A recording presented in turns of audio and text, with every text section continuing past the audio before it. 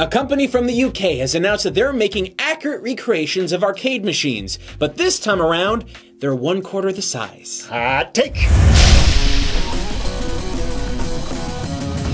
Very recently, we've been hearing about a lot of companies recreating arcade machines. Now, very recently we heard about Arcade 1-Up, and they made arcade machines that are slightly not that small. You know what I mean? Like, they're kind of in between an arcade machine They're and still something. pretty big. They're about 4 feet big or so. Yeah. But now we're hearing about another company, I guess, sort of competing in the same landscape, right? Numskull is producing these quarter-scale replica machines. The first one that's going to be released in December of this year is Pac-Man. Yes. Yeah. Now, we're showing you a picture of the stuff as we have seen it too. Now, these pictures here, they're interesting because when I first saw them, I thought, oh, they're going to be like little miniature ones, you know? But quarter scale is actually not that small. Right.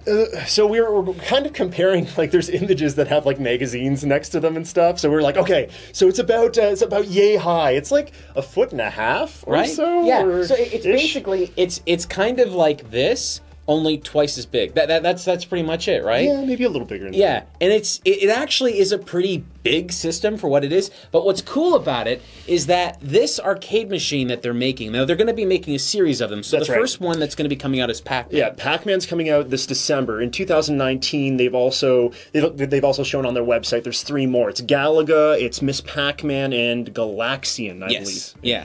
Now what's interesting about these is 1-Up, the other company that is making larger scale arcade machines. They're kind of mixture arcade machines that have a bunch of games inside of them, and although they are like good reproductions to play them, they're not accurate reproductions because there's a bunch of things about them that don't replicate what the original arcades did. They're more modern. They don't have the coin machines, and yeah, they know exactly what they're trying to be, right? It's the retro with the mix of modern. This is tossing out the modern as much as they can, I guess, while having, you know, a quarter scale device. Right? You're getting an original arcade ROM in this, okay? So that means that whatever the game that is going to be on this machine is just going to be that machine. You are getting a TFT screen on here, which is going to be about 5 inches, and that screen is basically a flat screen, right? You're not getting a CRT that's been miniaturized and put in there, although that would have been really, really cool. But expensive.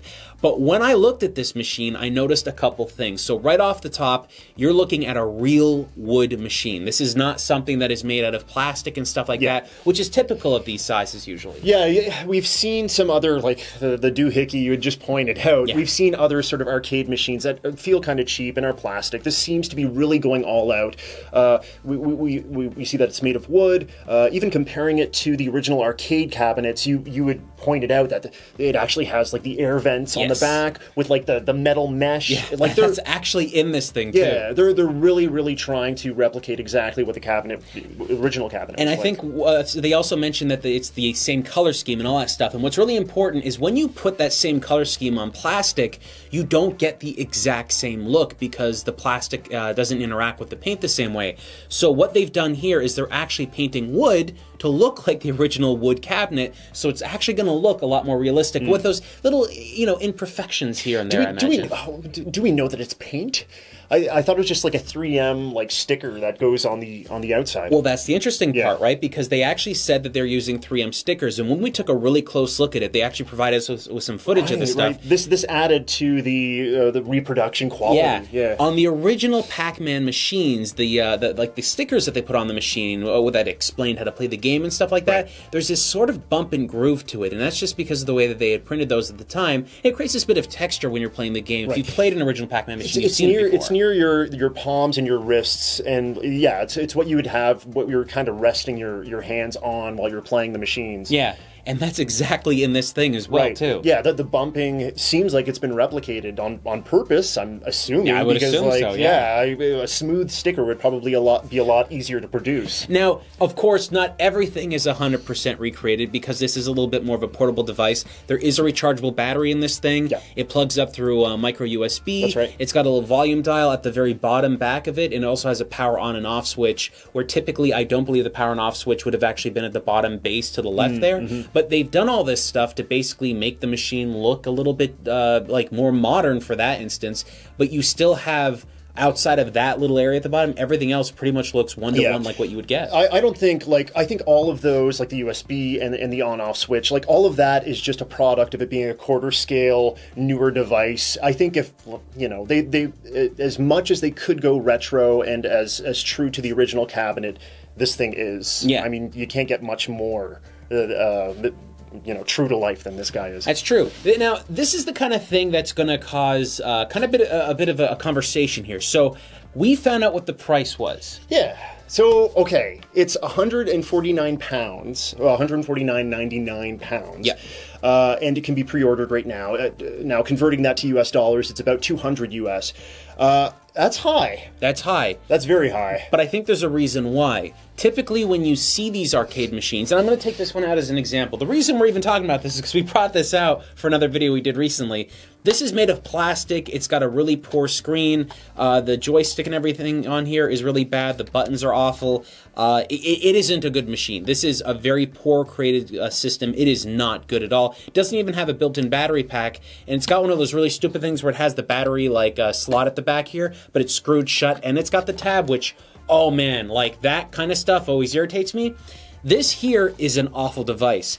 Everything I'm seeing that they're talking about has had time and effort put into it. Yeah, and they're saying that the emulation in the actual product itself will be 100% accurate, which is like, okay, if you're going to write 100% accurate in your little notes for your product, if you don't deliver on that, you're going to have a lot of angry people, man. It's true, but you don't need to have like a really super high-resolution screen to play the original Pac-Man, because the original Pac-Man resolution is at... Oh, geez. I don't have the numbers here anymore. It doesn't even matter. 240 pixels by... Yeah. It's a much older resolution. The screen simply doesn't have to be that high to make it look accurate enough and close enough. Yeah.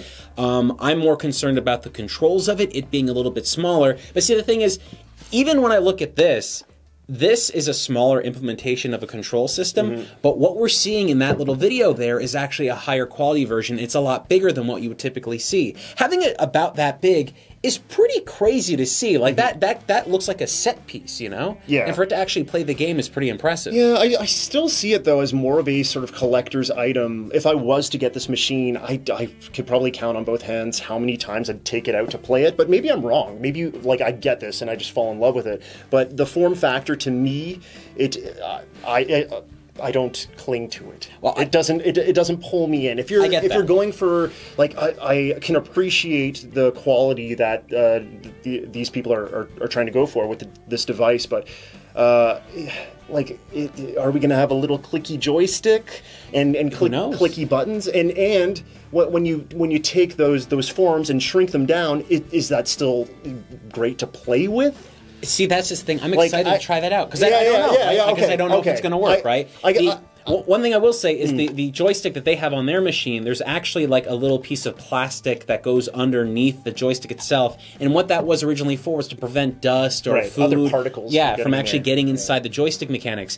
They actually have that recreated on here. Yeah. I mean, I would imagine it's not a real accurate working coin slot area, but you can see like they designed all the front on there. They do have a fake. That's why I see it as more of like a little collection piece to me. It also comes with like a collector's coin too at the base of the machine there, or at the top or whatever it is, and it's like a fairly big coin as well. I really feel like this is a collector's unit, right? Yeah. I don't believe these are going to be made in huge, massive quantities that people aren't going to be able to like buy in huge amounts and then sell as fast as they can. So I think that they're very much aware of this, and the product that they made at the price point that they made it at, they're like, no, it's only like the hardcore sort of people that love or grew up with these machines are going to be the people latching onto them. Yeah. So yeah, I don't doubt that, you know, the people that really love Galaxian or Pac-Man will be the people that... And see, that's just the thing, though, right? The machines that they picked, Pac-Man, Miss Pac-Man, Galaxian, Galaga and Galaxian, yes, those games are very, like, well-respected games. They had a lot of players, they had a lot of fans, they sold a lot of units of those machines,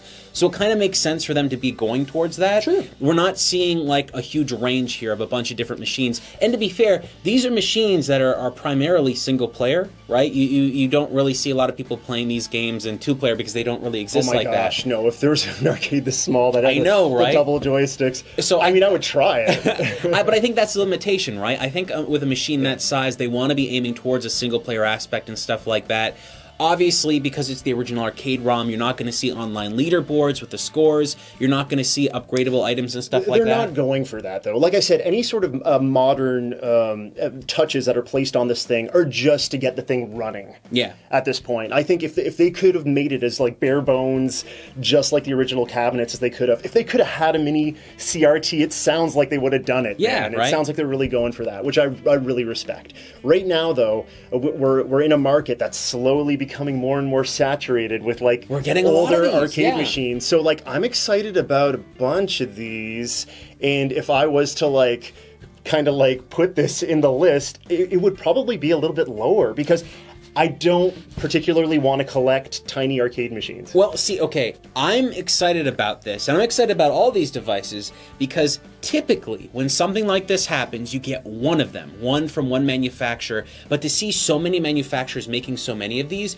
there's going to be a better representation of the build quality. We're going to be able to really compare these things, right? Sure. And that's what I'm excited about because in the past, where would be one, and remember, this isn't the first time we have had a portable Pac-Man implementation before. Oh my gosh, there have been several versions. Yeah, absolutely. There's some already on the market that are closer to this guy in size. Well, you know what's interesting though is we've actually done a video in the past looking at one of the old Coleco arcade machines that actually was a Pac-Man machine itself, and that was using a fluorescent tube screen. There was all these interesting tech that they went into doing that in order to make that work. I'd invite you to go watch Rerez 1 and just type Rerez Pac-Man on Google. You will see this video. And the idea was that it was just such an older device and it had less technology at the time. So for them to be doing this in an accurate recreation at that size is really interesting to me, but I'm so excited to see what everyone else is doing as a whole. Yeah, I guess I'm with you from that standpoint. Like, let's get these things, let's compare them, and then, like, let's make a video about, no, hey, maybe I was wrong, maybe we get this thing, and, like, it's wonderful to have that mini arcade experience there. I really want to see how all of these sort of measure up to each other. It's the build quality for this one, though, that really stands out to me. Seeing it made of wood, I mean, I don't know how that's going to affect the weight of it. It's probably going to be a little bit heavier, I imagine. And if coming in at a price point like this, if they don't live up to all of the sort of quality stars or bullet points that they're throwing out there, a lot of people are going to be upset. So, I really do hope this lives up to the price point. I do too. Well, folks, what do you think? Is this something that you're interested in? Is like the idea of Pac-Man in little portable form something that you really want? Or are these games not the ones that interest you the most? Are you looking for a specific single-player game, or are you that insane that you want two-player games? Do you think they'd make a tiny Lucky and Wild machine just for us? Somebody's got to do it eventually. If we keep talking about Lucky and Wild, they're going to make one of these miniature ones. It's got to happen. But anyway, let us know what you think.